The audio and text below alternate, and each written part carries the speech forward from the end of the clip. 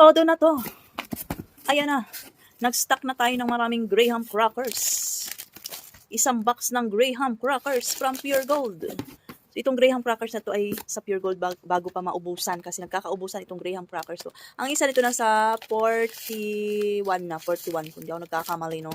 Hindi ko pa natingnan yung resibo magkano yung isang box, basta ganyan ang presyo niya, no. Benta ko to sa Russia Minimart ay 50. So ito pinasok ko kasi gagamitin natin pang Graham bar business natin.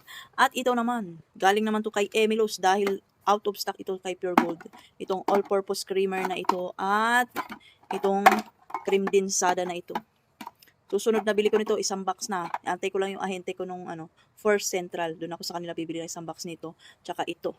Kasi todo na talaga yung ating paggawa ng Graham bar. Hinahanap na talaga. Nagkakaubusan. Hindi nakakayanan ng demand ng ating customer ng magadam negosyante. At nagdagdag din ako nitong Angel Condensada na ito. Yan. So, pinasok ko na. Baka pa maubusan tayo sa labas, no? Unahan tayo ng ating mga tumors. At meron pa tayong mga paparating pang orders. Ito nga, oh. Yan. Graham bar. Okay. Alright.